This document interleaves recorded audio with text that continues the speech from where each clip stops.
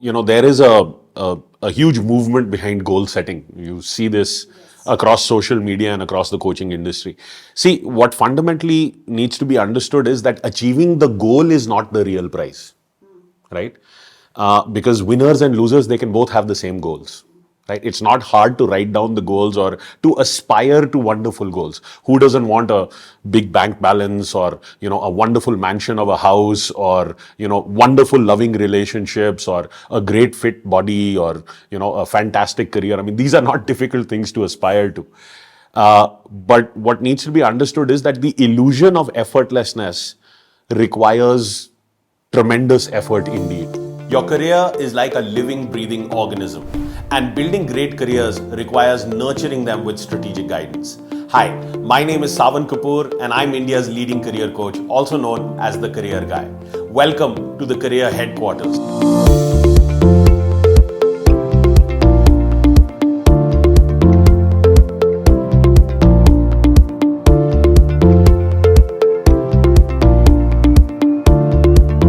The most comprehensive career podcast on the internet, where I will bring you groundbreaking insights on everything career related. Whether you're seeking a career abroad or wanting to switch industries, whether you are entry level or a mid-career professional or a senior leader, I have seen it all.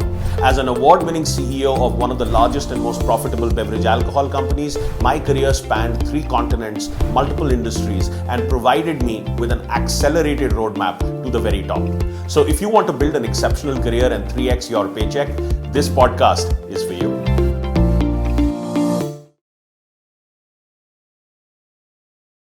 Welcome to today's episode of Career Headquarters, the most comprehensive career podcast. Hi, Sawan. How are you? I'm well. It's been a while, Deepa. Yes, I'm very excited for today. Same here. What are we talking about? Okay, so today we're talking about something that you have special expertise in.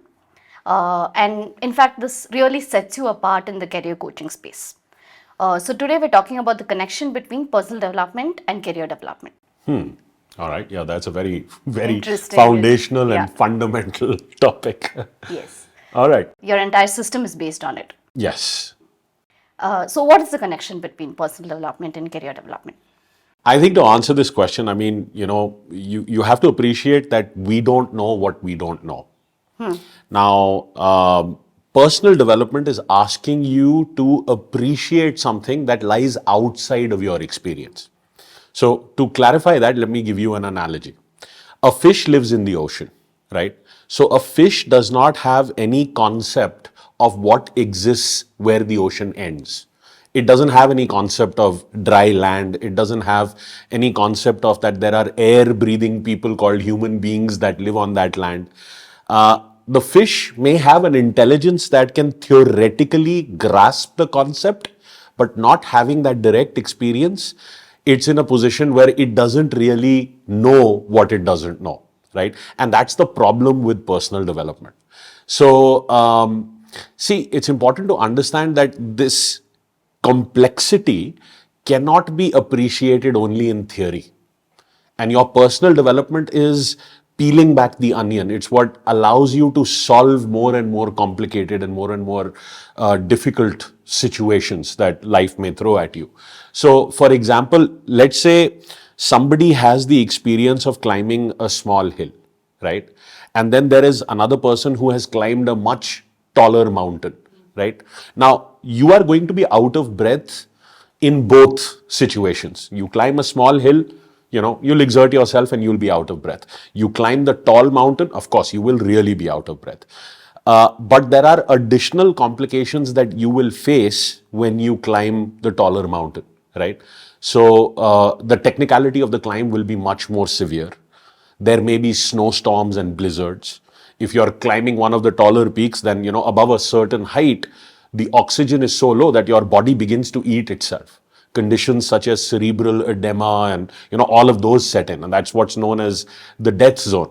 Now, intellectually, it is very easy to appreciate that complexity, but the actual experience of going through it, it creates a vulnerability. It creates going through and managing that fear, that doubt, that hesitation, being overwhelmed by the situation and the circumstances, and powering your way through that, that cannot be done theoretically. It has to be felt in reality. And the level of complexity that we can solve determines the impact that you'll be able to have in your career and even in your life. So the connection between, personal development and career development is that it allows you to peel that onion back, and your capacity to solve things of greater complexity is what grows. It's that muscle that you're building. And for example, if you look at a leader like Narayan Murthy or Ratan Tata or Anand Mahindra, or any of the people that we admire and respect, in the Indian business landscape or even internationally, these people were not born the people that we know them as today. It is how they handled these climbs up very tall mountains, how they managed each situation of adversity and difficulty and massive stakes and humongous blockages, how they took the decisions in those situations is what allowed them to peel their own onion back and bring out the best version of themselves to serve humanity and build their businesses and do whatever tasks that they were focused on. So the link between personal development and career development is a very fundamental and foundational link. I personally firmly believe that the road to career development is paved with personal development. The more you can look inwards and the more you can introspect, because the answers don't live outside you. In fact, in many of my coaching sessions with students, I will say this: Google खोजा, Yahoo खोजा और खोजा है Bing. कहत कबीर अरे सुन भाई साधु, you have to खोज within. So it's just a fun little play on Kabir ke dohe, but I think it really connects. It's the ability to reflect and look inwards and what you could have done differently to handle that situation of greater complexity that showed up for the first time in your life. Because the idea is to learn from those situations. The idea is not to make that defeat your definition. The idea is to learn from that so that, like Thomas Edison said, there are 10,000 ways of not creating a light bulb, right? And he had to go through those 10,000 ways of not creating a light bulb to finally create the light bulb in the 10,001th way. So, that's the link between personal development and career development. Beautifully put. Thank you. Can you elaborate on what personal development means? I think in a nutshell, it is becoming who you are capable of being. So, I'll put it in terms that is easy to understand. So, there is a huge movement behind goal setting. You see this across social media and across the coaching industry. See, what fundamentally needs to be understood is that achieving the goal is not the real prize, right? Because winners and losers, they can both have the same goals. Right? It's not hard to write down the goals or to aspire to wonderful goals. Who doesn't want a big bank balance or, a wonderful mansion of a house or, wonderful loving relationships or a great fit body or, a fantastic career? I mean, these are not difficult things to aspire to. But what needs to be understood is that the illusion of effortlessness requires tremendous effort indeed. So it's working on yourself to reach that core, that heart within, and I feel achieving the goal is not the prize. The real prize is who you become in the process of achieving that goal. That inner confidence that you carry in saying that, what, I know this is seeming ridiculous, it's seeming too large, it's seeming outside my comfort zone, it's making me nervous, but I know that if I take a step back and I break it down into minuscule pieces, I can craft a path from where I am to where I want to be. And it will go back to handling all of that difficulty along the way.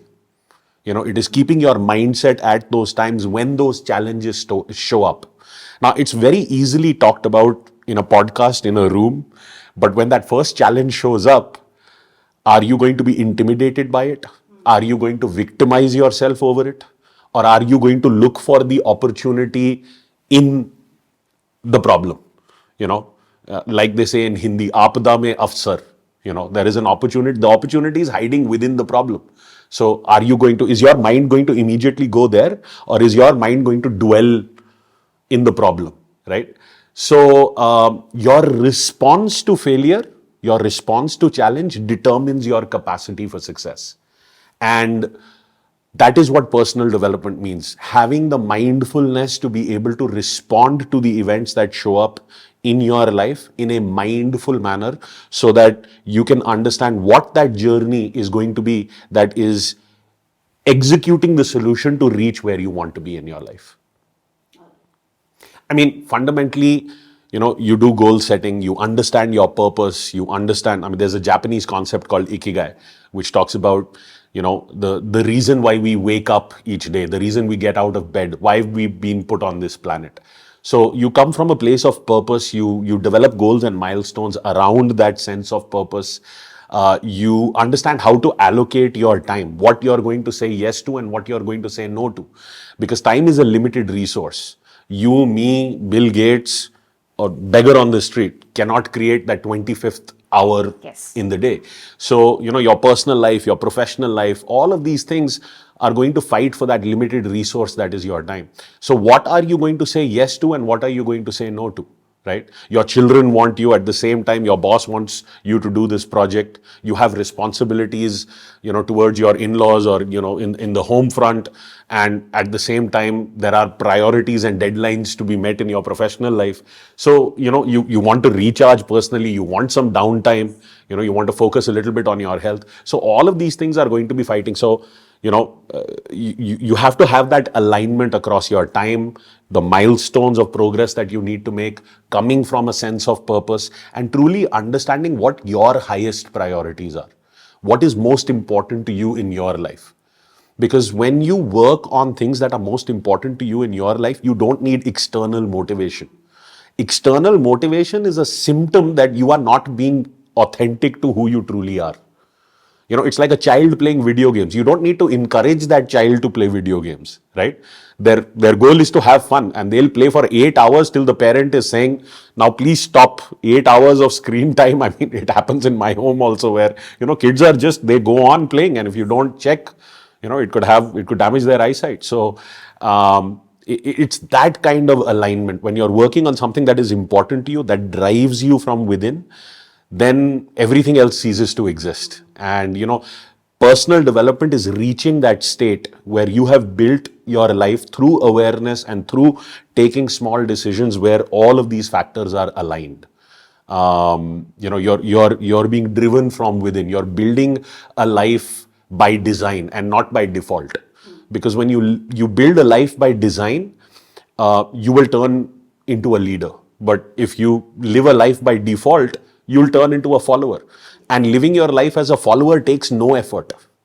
But living your life as a leader requires concentration and focus and stamina. So it's being able to work on yourself continuously, to reinvent yourself. I think this is the true meaning of personal development, the ability to reinvent yourself for the next chapter of your life. Thank you. That was very comprehensive and clear. Thank you. So we hear of a lot of success stories, but for every success story, there are thousands of people that don't actually make it. So what, according to you, differentiates the successful from the unsuccessful? See, this is, the law of, looking at any population. You look back on your school days or college days, not everybody was a topper, right? You look at the army, not everybody, is the best soldier. You look at, they all are fully committed in, serving the nation, but there are great soldiers and there are good soldiers. There are great doctors and there are good doctors. There are great architects and there are good architects. So, in any population, there will be a relative ranking, right?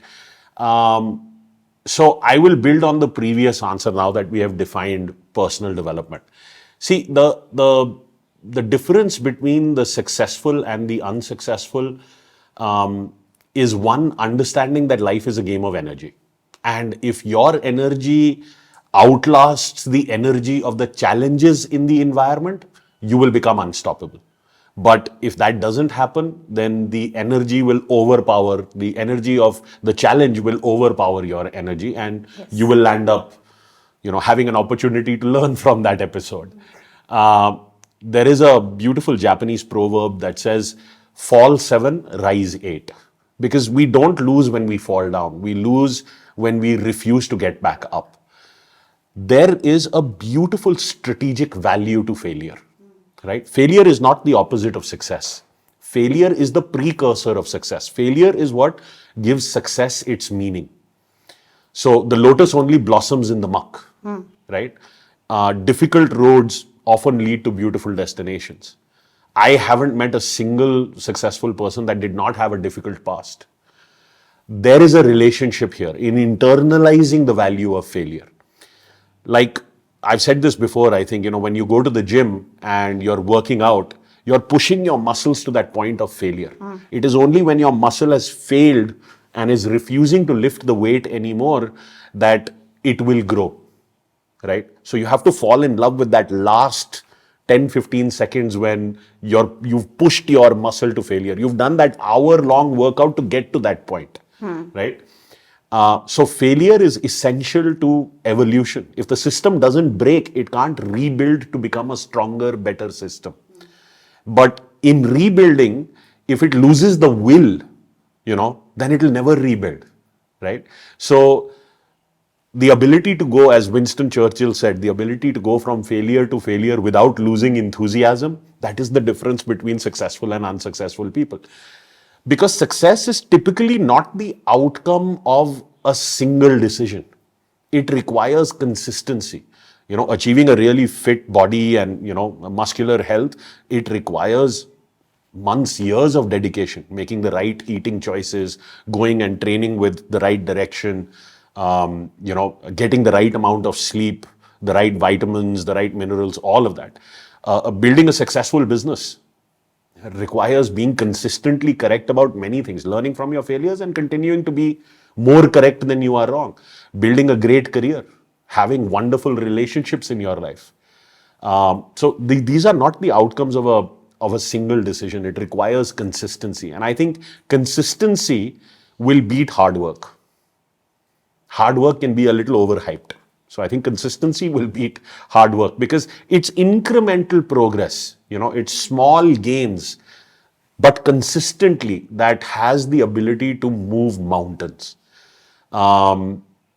There has to be a mindset that has to be in alignment. Understanding your priorities, that comes from a place of purpose, then developing those right goals, developing an identity, that does not block you.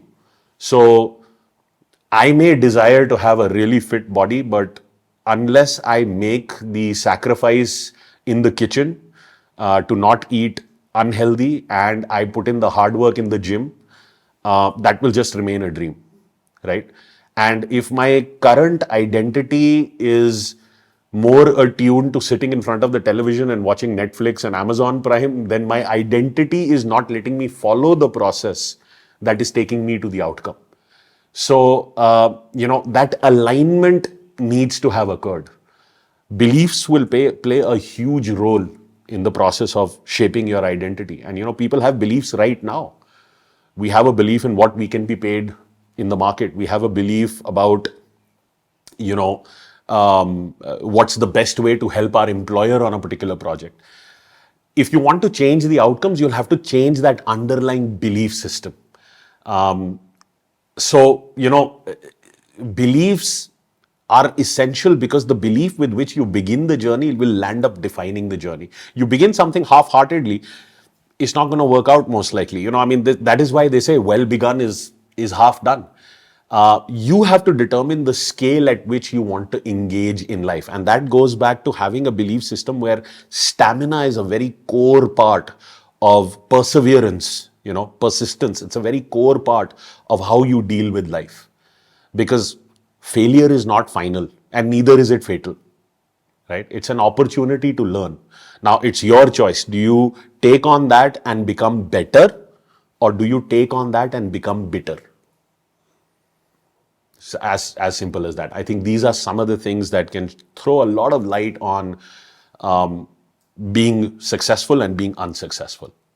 So whatever you tell yourself will come true for you. Your mind is giving meaning to everything. True. You give it a disempowered meaning, you will live a disempowered life. Your actions will be disempowered because your perception was disempowered.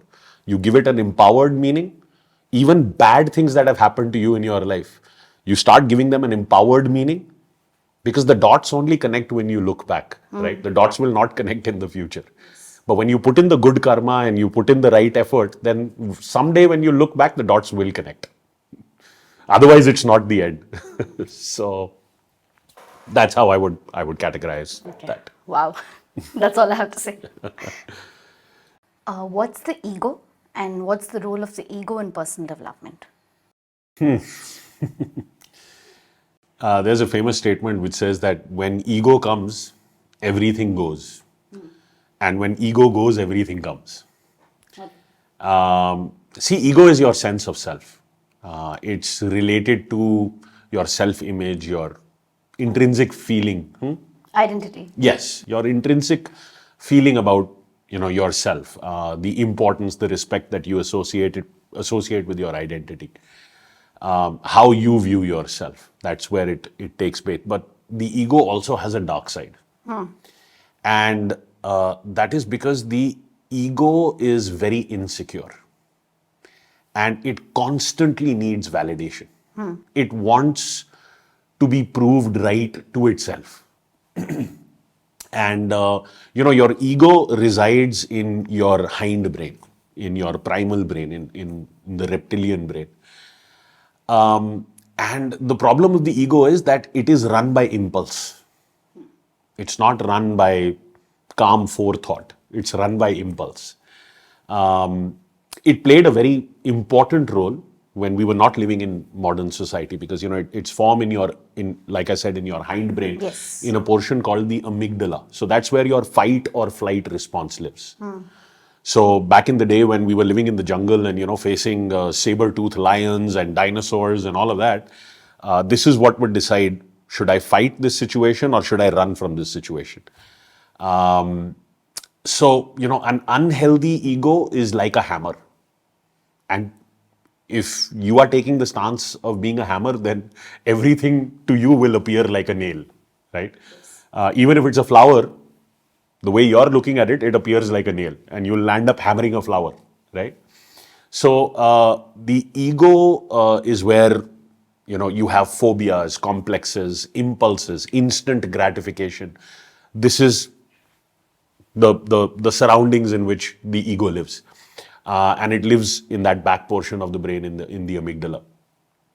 Daydreaming feeds the ego, right? We think about the life that we aspire to, or the fantasy life, right? That feeds the ego. For the ego to become healthy, it must begin to form a connection with your forebrain. Okay. The forebrain is where vision, strategy, goal setting, the executive center, the gratitude center of the brain. It's known as the medioprefrontal cortex. It's the frontal lobe of the brain. The front brain is what will take your dreams and make them into meaningful objectives. And the front brain is what will then break it down into steps and create a realistic plan to support that. And when your ego begins to form that connection, it will even welcome all of the pain in addition to the pleasure in pursuit of those goals. So when you seek refuge in an addiction, you've had a long day and you want to go back home and you want to have a drink. You want to eat something sugary, right? You want to go smoke a cigarette, right? So these are all instances where you're retreating into your amygdala. You're wanting to numb that pain, right? Instead of choosing to go into your forebrain, you're going into your reptilian brain, your hind brain. And consciousness is that connection between the forebrain and the hindbrain.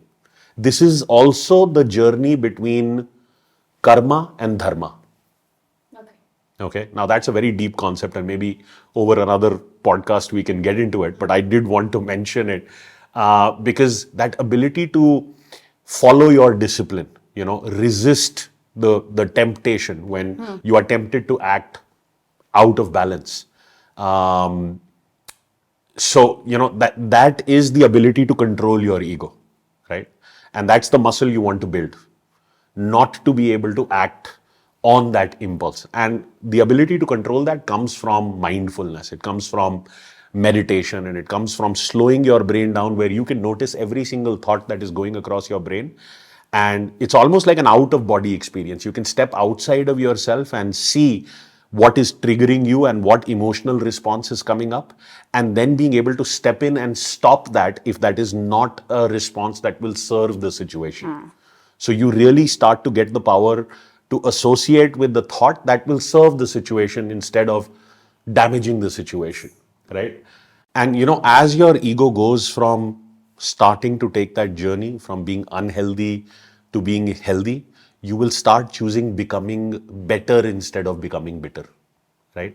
So a healthy ego knows how to forgive itself, because if you don't know how to forgive, you will not be able to heal.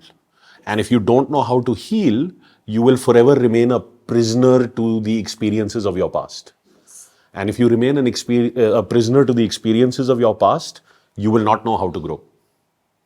So your ego walking that journey from the hind brain to the front brain, the ability for all of your blood glucose, your oxygen to go to that front brain and to form that connection is what things like meditation bring about, right? Being in that permanent state of mind where you are also an observer of your own life. So I think that is the fundamental role that ego plays. And I think we are very blessed to have an ego, because mastering that ego is the secret to achieving that inner peace and achieving what the human spirit is capable of. Animals don't have that level of consciousness, right? So we've been gifted with this to master this, because when we master this, our ability to serve the world around us is so much more expanded. We radiate outwards. We wake up our leadership when we master this. And I think innately every human being desires that, because when you begin to master it and when you begin to really master it, you begin to grow beyond yourself. And that is what awakens your legacy, your immortality. And it's such a powerful innate desire in people, because our biggest fear is not death. Our biggest fear is getting to that point of death and realizing that we didn't truly live. So the ego has been put in with a lot of purpose, into human psychology. And mastering it is living your life against the current to be able to gain control over what can have the potential to make you an animal, but also has the potential, when controlled, to make you the image of the creator. So You've taken something that's become very complicated in the personal development industry and you've broken it down beautifully. I hope. Sawan, you spoke about developing a healthy ego. Can you talk about that a little more? And also, what's the first step that one can take on the journey to personal development? I think the first step is to recognize that you don't have all the answers. And then the fastest way to cover this journey and the most practical way to cover this journey is to work with someone who has walked the road successfully before you. May it be in any area, right? May it be in your health or your relationships or your career or your business or your financial reality, in any area, because you don't have to burn your own hand to realize that fire is hot. You can learn from other people's experience. However, when it is not directly in your experience, that learning is not as sticky. That learning is a little more theoretical, right? It's easy to comprehend intellectually, but you can't truly feel the spirit of that learning. I remember there was a time in my life where I was sitting with someone and I complimented them on how nice they were looking, and this person landed up saying, "Oh, this is just I just bought it for $500." And at that point, I was young and upcoming, and $500 was a lot of money. It's still a lot of money. And I landed up saying, I think we look at $500 very differently. I mean, my reality was that even if it was $5 at that point, I would have looked at it with a lot more, depth, if you will. So we were coming from two very different places in life. And that is what was driving our perspective. So, you can't appreciate personal development in theory, your ability to solve complexity, because your ego will begin to act up and it will try to take over that forebrain. And your own intelligence will get in your way, because intellectually you're comprehending it, but experientially you don't know it, right? So the higher you are in the pyramid, the tougher it is to teach you, right? So who you learn from is very important. Their personal development must be greater than your own personal development, because knowledge will flow from those who have more of it to those who have less of it. Money similarly flows from those who value more of it to those who value less, right? So this link between teachers and students is an unbroken link, because every teacher was once a student. And every master was once a disaster. I mean, that's just, we say that because it rhymes really well. But this learning requires you to surrender. And your ego will fight that surrender. Because ego comes from a sense of self. Why should I surrender to you? What makes you better or makes you greater? So when I ask for surrender from students, I'm not asking for that surrender because my ego demands it, right? I'm asking for surrender for two reasons. One, it'll make your job much easier. It'll make your learning much easier. And two, I'm not asking you for something that I haven't given to my own teachers, right? So it's very important. You cannot surrender in a half-hearted way. Surrender has to be complete, right? So that is very important to understand when you're taking this journey of personal development, because taking the right actions is what is going to create the reality that you build for yourself and for the people who depend on you. So work with someone who's of greater personal development and who has walked the journey before you, because there's a massive difference between expressing confidence that you can do it, right, and actually having done it, right? So it's like somebody who aspires to get onto the Indian cricket team and plays in the local colony is trying to compete with Sachin Tendulkar, right? I'm giving you such an extreme example so to really drive home the point. Saying that you have done it and saying that you can also do it, the day and night difference between the two. So that's why they say there's no substitute for experience. So that is what I would say. That's the first step. Learn that you don't have all the answers and you're willing to seek those answers. Then identify who will provide those answers. That person has to earn the right in your eyes. So that's what I would say is the first step. All right. So if someone wants to start this journey with you, you integrate a lot of personal development into your system. What can they do? I would say come attend our masterclass and take it from there. I don't know how to create career success in someone without addressing their personal development. Yeah. So, in the core of my program, once we get that personal foundation right, that is where we layer a number of customized career strategies, to helping that individual break through. For example, you want to switch careers. Why are you running away from the career that you have in the first place? I need to understand that, right? We will get to identifying your transferable skills. We'll get to, the point where we are using very custom strategies to help you break through in an area where you may not have had direct experience. Because you may, in switching your careers, you may face this problem where you can't get the job without the experience and you can't get the experience without the job. So you're between a rock and a hard place. It's like, out of the fire and into the frying pan. But why are you running away from the career that you have in the first place? Are you taking full responsibility that you've run your career according to your own thinking and this is the reality you're experiencing? Or are you placing blame that nothing is working for you and it's all everybody else's fault, and now you want to run into an area where you don't even have any direct experience, right?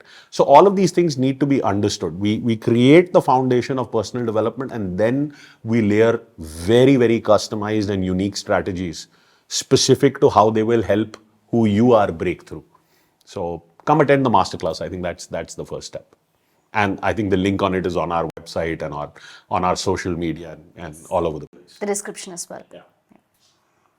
All right. Thank you so much. This has been a lovely episode. Thank you so much. Yes, it's been a fun one. Thank you for listening to this episode of the Career Headquarters, the most comprehensive career podcast dedicated to building exceptional careers. If you enjoyed this conversation, please share this with someone you think would benefit from the ideas and the insights shared on this episode. Don't forget to subscribe to the show on Spotify, Apple, Google, Overcast, Castro, or Breaker. If you want to learn more about building an extraordinary career for yourself, I invite you to come attend my free Power Up Your Career live workshop. In this workshop, I will teach you the step-by-step process of landing your dream job in less than 90 days. The link to register is in the description below, and I will see you live at the workshop.